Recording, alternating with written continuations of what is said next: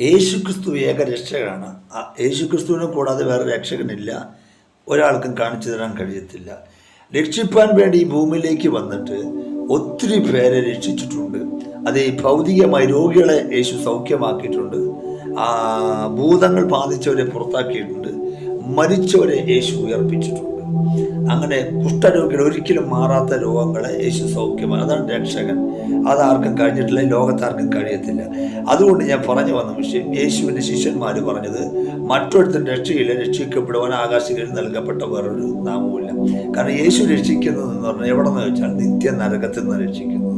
അപ്പോൾ അതിൻ്റെ നരകത്തിലേക്ക് പോകാൻ കാരണം പാപമാണ്. പാപത്തിൽ നിന്ന് രക്ഷിപ്പാൻ ഒരാൾക്കും കഴിഞ്ഞിട്ടില്ല. ഒരു പുണ്യ നദി കുടിച്ചത് കൊണ്ട് പാപമോചനം കിട്ടത്തില്ല.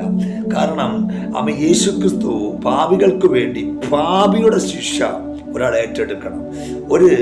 അതൊരു കൊലപാതകത്തിൽ വിധിക്കപ്പെട്ട ഒരു മനുഷ്യൻ്റെ അദ്ദേഹത്തിൻ്റെ കുറ്റം വേറൊരാൾ ഏറ്റെടുക്കുമ്പോഴാണ് ആ കുറ്റം എന്തിരിക്കുന്നു, അത് ആ മനുഷ്യൻ പെട്ടുകൊണ്ടിരിക്കുന്നു. ഞാൻ പറഞ്ഞ ഒരുവൻ തെറ്റ് ചെയ്തിട്ടുണ്ടെങ്കിൽ ശിക്ഷയുണ്ട്. ആ ശിക്ഷ അത് വേറൊരാൾ ഏറ്റെടുത്ത അവൻ സ്വതന്ത്രനായിത്തീരും.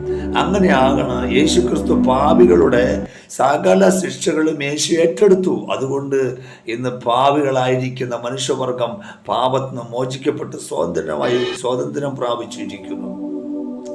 അതുകൊണ്ട് കർത്താവായ യേശുക്രിസ്തുവിൽ നാം വിശ്വസിക്കുമ്പോൾ നീയും നിന്റെ കുടുംബം രക്ഷ പ്രാപിക്കുമെന്ന് പൗലോസ് വിളിച്ചു പറയുന്നത് എന്താണ്? യേശുക്രിസ്തുവിൽ കിടക്കുന്ന രക്ഷയാണ്.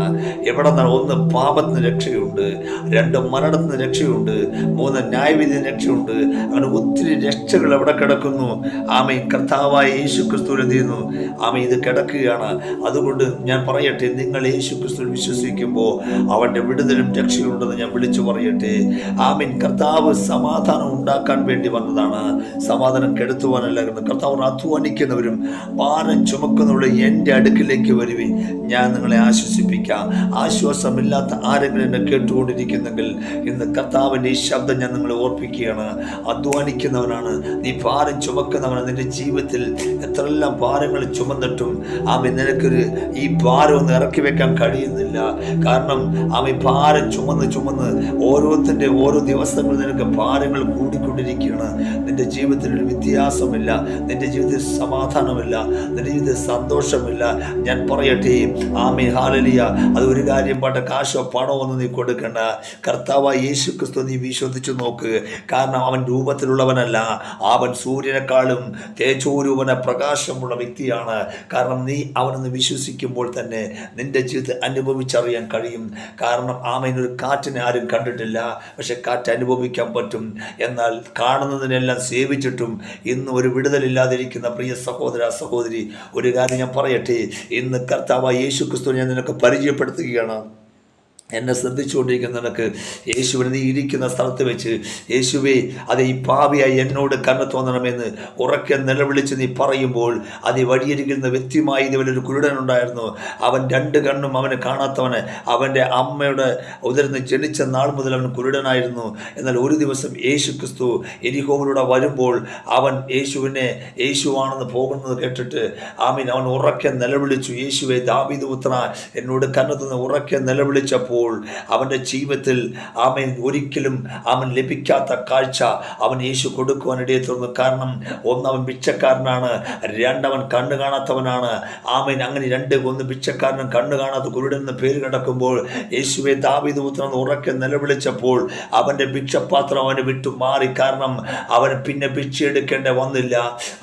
പിന്നെ അവനവിടെ പുതച്ചിരിക്കേണ്ടി വന്നില്ല. 2ാമത്തെ വിഷയം പറയട്ടെ, അവൻ്റെ ഭിക്ഷക്കാരനുള്ള പേര് മാറി. പിന്നെ അവൻ്റെ എന്തു മാറി?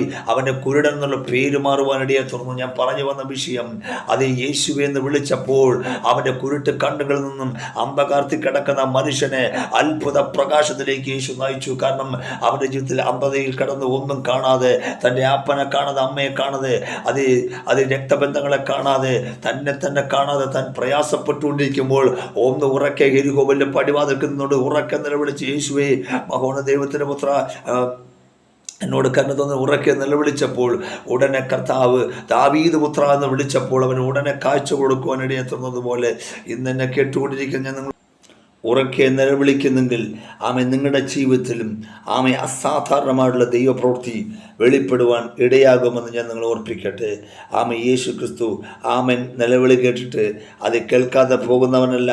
അവൻ ആരും നിലവിളിച്ചാലും അവിടെ നിലവിളിക്ക് മറുപടി കിട്ടുമെന്ന് ഞാൻ വിളിച്ചു പറഞ്ഞു. നിങ്ങൾ ഏത് പ്രതിസന്ധിയിലാണോ നിലവിളിക്കുന്നത്, നിങ്ങളുടെ ആവശ്യം എന്തായി തീർന്നാലും ഇന്ന് എന്നെ കേട്ടുകൊണ്ടിരിക്കുന്ന ഇപ്പോൾ തന്നെ നിങ്ങളുടെ ജീവിതം നിങ്ങൾ യേശുവേ എന്ന് പറഞ്ഞ് കർത്താവിൻ്റെ കരങ്ങളിലേക്ക് ഏൽപ്പിച്ചു കൊടുത്തോ, ഈ നിമിഷം തന്നെ നിങ്ങളുടെ വിഷയത്തിന് മറുപടിയാകും. അവിടുന്ന് കുരുടൻ എഴുന്നേറ്റ് പോയത്, കുരുടനായിട്ടല്ല എഴുന്നേറ്റ് പോകാൻ, അവരുടെ കുരുട്ട് കണ്ണുകൾ യേശു തുറന്നു പ്രകാശമുള്ളവനായി അവൻ കടന്നു പോകാൻ ഇടയായതുപോലെ ഇന്ന് തന്നെ കേട്ടുകൊണ്ടിരിക്കുന്ന നിങ്ങളുടെ ജീവിതത്തിലും ഒരു വലിയ അത്ഭുതം നടക്കുവാൻ ഇടയാകട്ടെ. വിശ്വസിച്ചോ, ദൈവത്തിൻ്റെ മഹത്വം കാണുവാൻ ഇടയെത്തുന്നു. കാരണം യേശു ക്രിസ്തു സർവശക്തിയുള്ള ദൈവം നിങ്ങളുടെ കുടുംബത്തെ അനുഗ്രഹിക്കുമാറാകട്ടെ. ആമേൻ. God bless U.